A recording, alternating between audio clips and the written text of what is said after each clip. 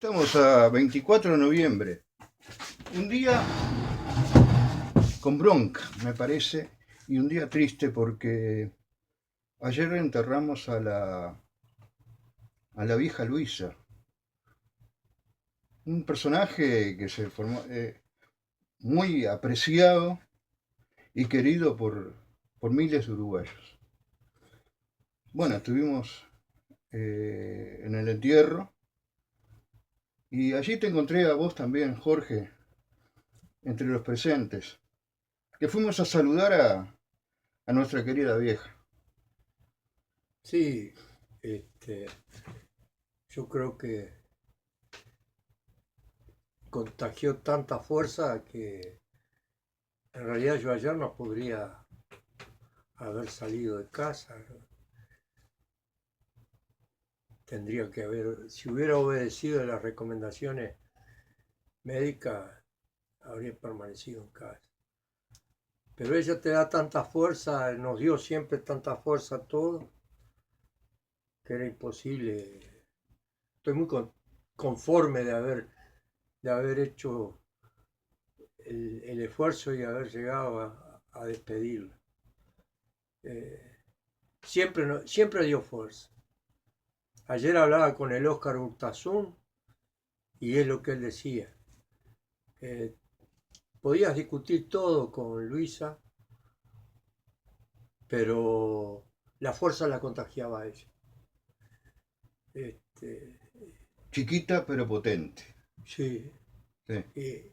Nevio tenía mucho de ella, no solo físicamente era parecido, sino que Nevio y Winston Masuki, su yunta brava, también eran dos muchachos con una fuerza espiritual muy grande.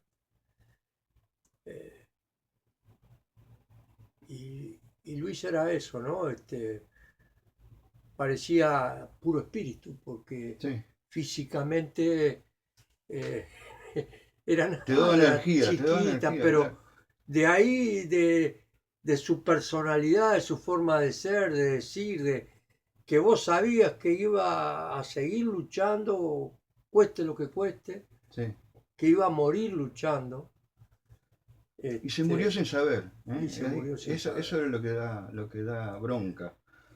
Se murió sin saber cómo se nos fue la Tota Quintero, se nos fue Luz Ibarburu, María Esther Gatti, Isla de Gatti, la vieja María, tanta gente, ¿no?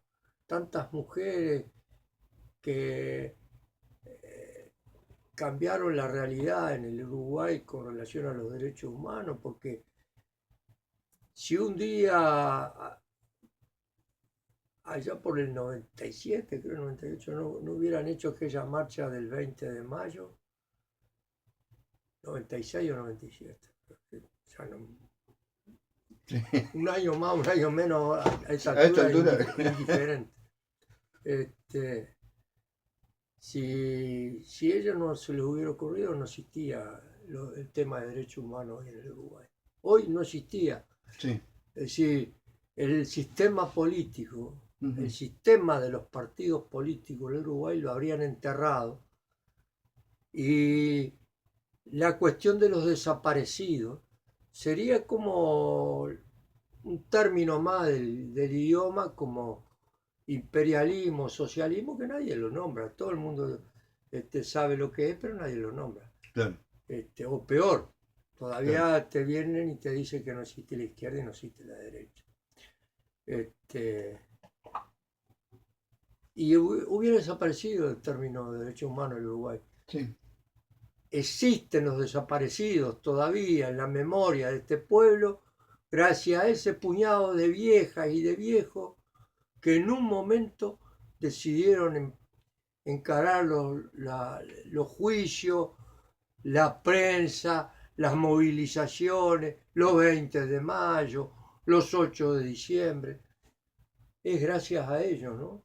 Este, entonces, desde el punto de vista de las ideas, del espíritu, tenemos que estarle muy agradecidos. Claro, los uruguayos somos muy peculiares, muy pasivos, ¿no? Entonces, también es cierto que ayer estábamos todos con bronca. Supongo que habría muchos miles más de lo que de los 3, 4, 2, 3 mil fuimos, ¿no? Sí, bueno, era día laborable, Sí, eso también influyó. sería mucho más que Pero sentían la bronca había mucha gente de todas, bueno, no de todas, pero había mucha gente de muchos sectores políticos, ¿no? Y sobre todo representantes de sectores políticos. Y eso es lo que de repente daba más bronca también, ¿no? Gente que, bueno, aparecieron los candidatos a presidente, aparecieron debajo de una piedra como los cangrejos, claro. a mostrarse ante las cámaras.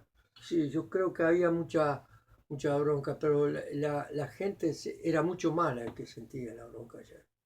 Una Este, señora, eh, Silvia, me dijo, le hago una entrevista, me dijo, este gobierno a mierda, ¿no?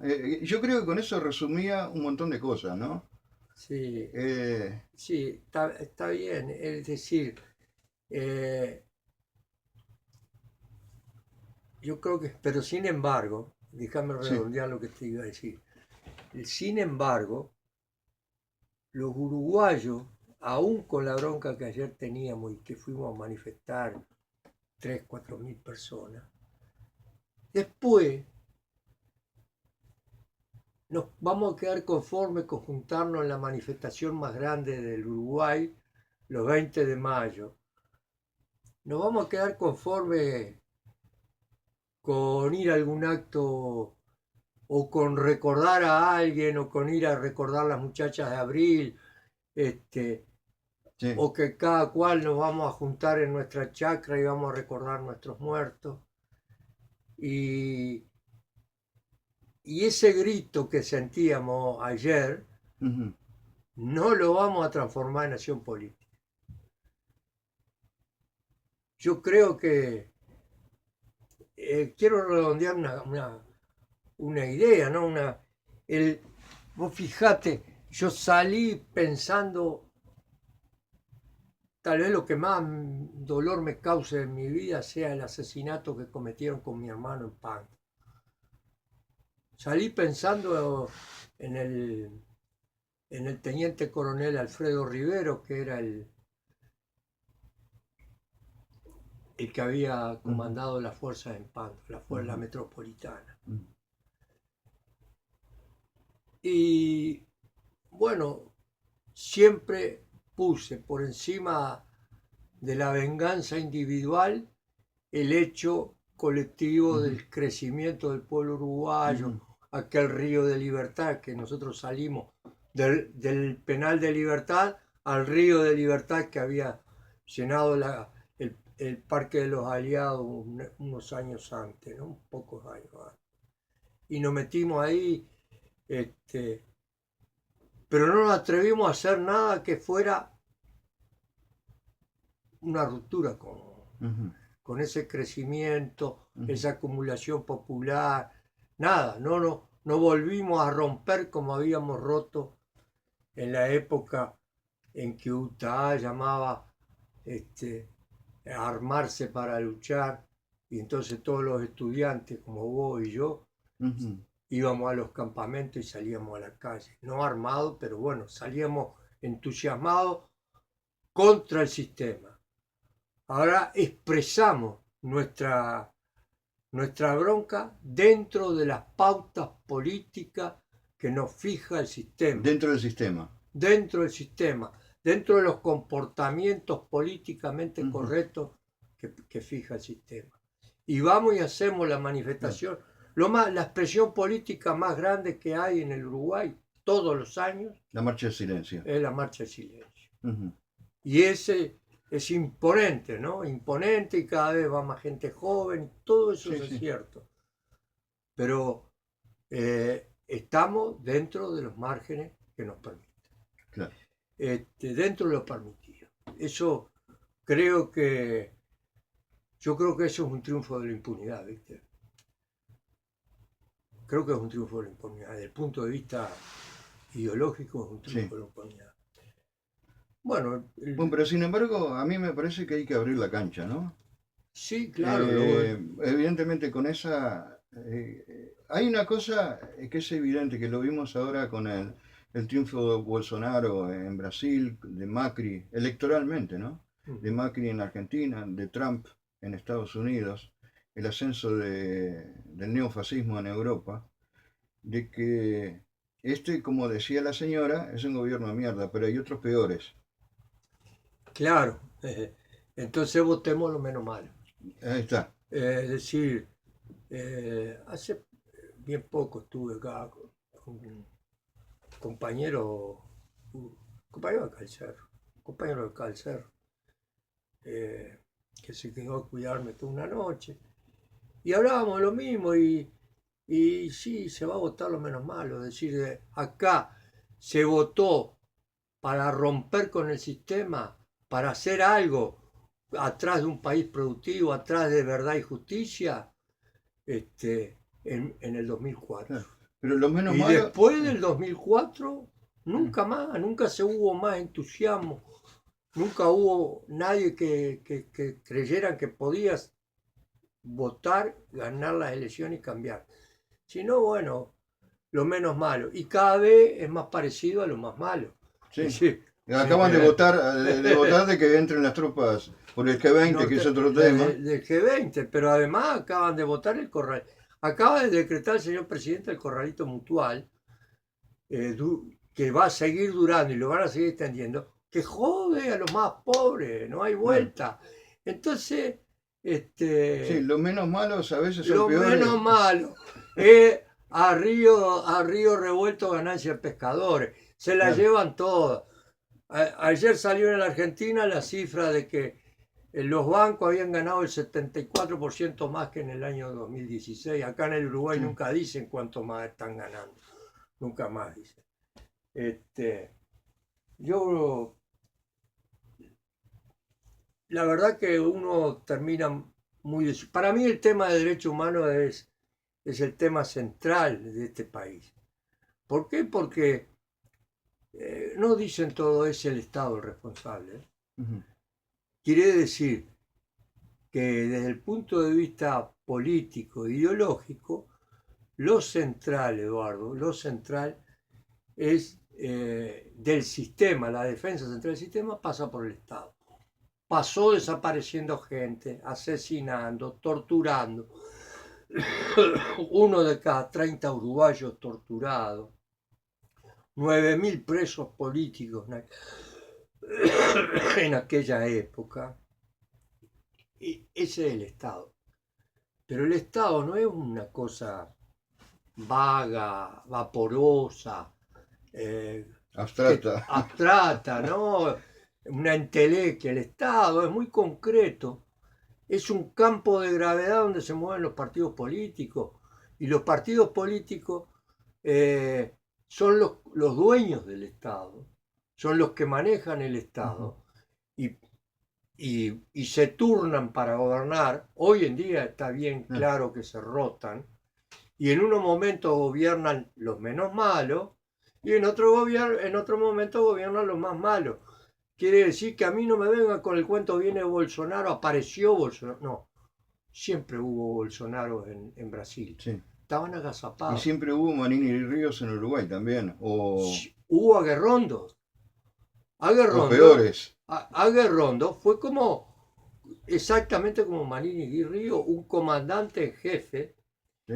que fundó la logia Tenientes de Artigas, cuya familia participaba en organizaciones fascistas como Alerta, que eran dueños de CX4 Radio Rural, que era el La voz de nido, Chicotazo. el nido del fascismo en el Uruguay. Claro. Financiaban organizaciones Que fascistas. en el fondo estaba la Asociación Rural. Y además fue candidato a la presidencia por el Partido Nacional. Y fue el aliado del Pacto Chico que hizo posible. Fueron Jorge Valle, Aguerrondo y Bordaberry. Sin esos tres no hubiera sido posible el golpe de Estado. porque fueron los que crearon el ambiente.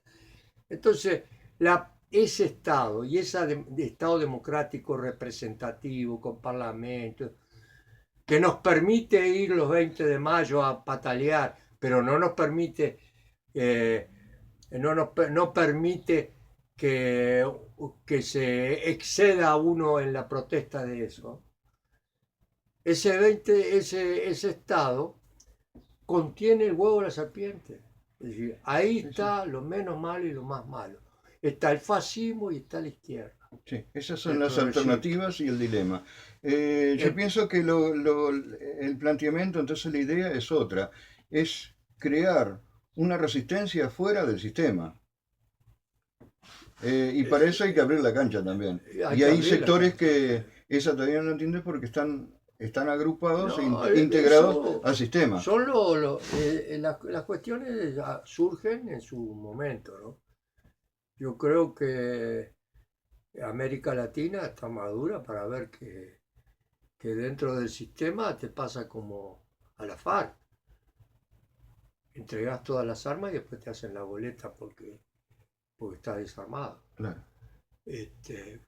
Debilitas toda tu fuerza y después resulta que sos víctima de las fuerzas de los paramilitares. Bueno, pero parecería que todo este tiempo desde que dominaron los progresistas dentro del gobierno latinoamericano llegó a su culmen, a su fin, ¿no? Es decir, y la alternativa que se presenta ahora es el neofascismo. No sé si es la palabra neofascismo. No sé si es neofascismo, porque yo creo que son representantes. Son más radicales. Pero hacen lo mismo. Seguro, pero son los militares, ¿no? Sí, es sí. el terrorismo es el resurgimiento del terrorismo Estado. Sí. El fascismo fue un fenómeno europeo. En América Latina fue el terrorismo Estado. Sí. El plan Cóndor. Sí. Ese, fue un poco una variante del fascismo, podemos decir, europeo. Y ahora lo que resurge es exactamente eso. Es el terrorismo de Estado que primero, como lo intentó acá con Aguirrondo, primero lo intentan por la vía electoral. Sí. Y si no pueden por la buena, entran por la mala. Pero además mala. tienen apoyo. Sí, sí. Es decir, tuvieron el 57% de los votos en Brasil, ¿no? Sí, 57 millones de personas. Y Macri también se lo ganó. Sí. Entonces, es decir, el hecho de que vos también caminás por los carriles que te permite el sistema hace que en la democracia representativa también caminen al lado tuyo el fascismo. Sí. Por los carriles que le permite el sistema. Claro.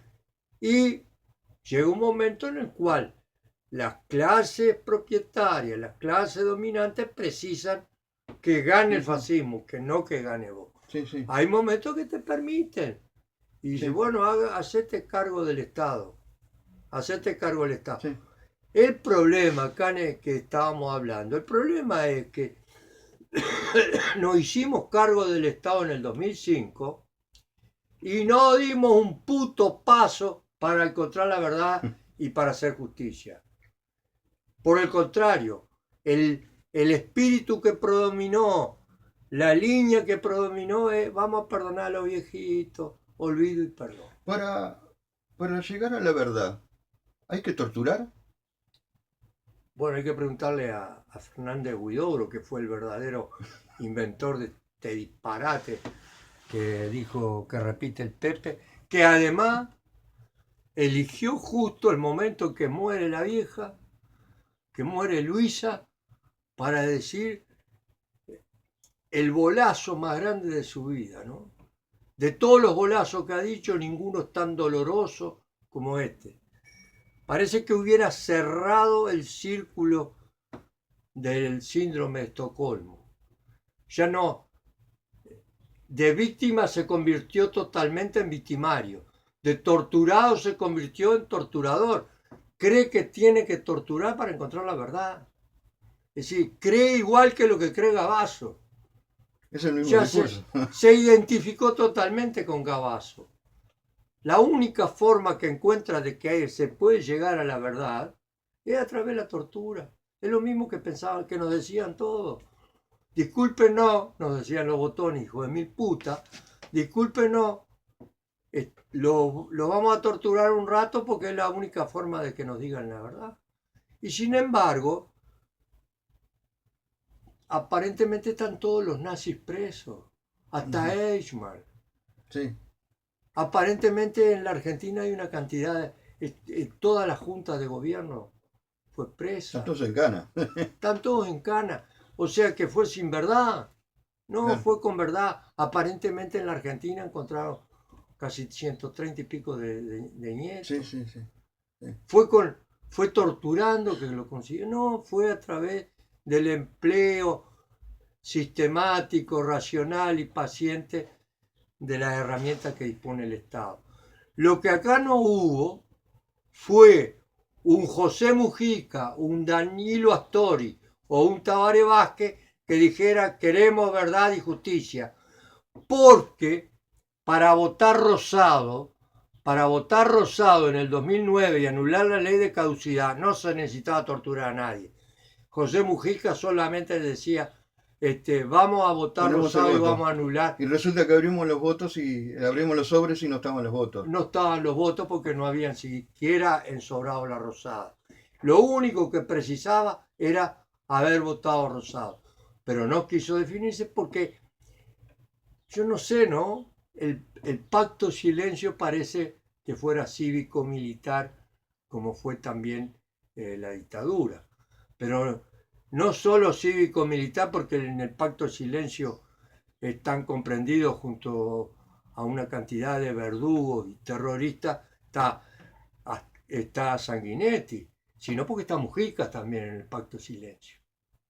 Claro, Están todos. claro, Estaba Fernando Huidobro, que es el ideólogo de todo esto. claro. Vimos que Tabaré Vázquez trata, bueno, mandó a las organizaciones de derechos humanos, sobre todo a Mariana Mota, el encargo de saber la verdad, pero no le da presupuestos, ¿no? Entonces esto quiere decir que es otro engaño más. Yo digo, no es lo mismo que hizo Jorge Valle cuando formó la Comisión para la Paz y se le encargó a Carlos Ramela. Claro. Y, Y le dio Bernix para que investigara claro, dónde estaban los los desaparecidos. desaparecidos. Claro, es así, es la misma artimaña política para encandilar y para, bueno, hacer formar parte del espectáculo. Es un capítulo más del espectáculo político que se transmite a través de la televisión, llega a las casas y que la gente dice, ah, bueno, mirá qué bien Jorge Valle hizo la Comisión para la Paz, o dice, ah, mirá qué bien Tabaré hizo una Comisión Ahora para la se Paz. votó una nueva ley de Ahora, fiscalía. mientras Mujica fue presidente, no hubo un solo terrorista de Estado preso. El, el único que fue preso fue Dalmao y lo visitó para interesarse por su estado de salud. Nunca había ido a la cárcel de Libertad a ver cómo están ahí los hacinados los presos, pero que Dalmao estuviera en buenas condiciones físicas era muy importante. Sí. Bueno, entonces queremos saludar a la gente que ayer estuvo despidiendo a nuestra querida Eh, vieja Luisa. ¿Y cuál es el mensaje final? y el mensaje final es que justamente es el de Luisa, ¿no? Que tenemos necesidades de seguir luchando hasta el último momento, de seguir luchando y de seguir buscando a nuestros desaparecidos, de seguir buscando a los nietos, a los hijos de los desaparecidos, que todavía están sin ubicar y que ya tienen 40 y tantos Ujú. años. Este, y tenemos la necesidad de hacer verdad y justicia, porque con verdad y justicia se rompe ese pacto de la democracia representativa donde conviven el fascismo y la izquierda progresista. Con verdad y justicia se rompe eso y con verdad y justicia se inclina la balanza del punto de vista ético, moral y moral contra la corrupción, contra el gran capital. La verdad y la justicia tiene que ver con la lucha también con las corporaciones transnacionales, Claro, claro, contra el G20. Es decir, claro, se rompe ese statu quo que claro. significa la democracia representativa y que nos tiene a todos envueltos en la bolsa para beneficio de los grandes capitales. Bueno, Jorge Zabalza, Muchas gracias, Cambero, Eduardo. muchas Muchas gracias. gracias.